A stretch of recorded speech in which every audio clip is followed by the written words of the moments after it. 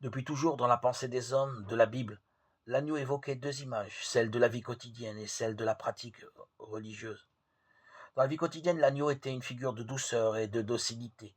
Dans la pratique religieuse, c'était un animal digne d'être offert à Dieu en sacrifice, à une époque où l'on croyait faire plaisir à Dieu de cette manière.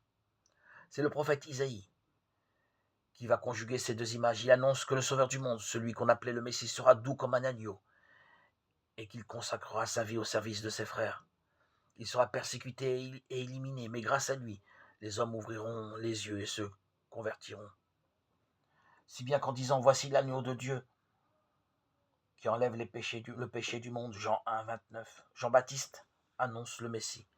La preuve, c'est qu'André a fait le lien tout de suite. Ayant entendu Jean-Baptiste désigner ainsi Jésus, aussitôt il a quitté Jean et suivi à nouveau le nouveau venu.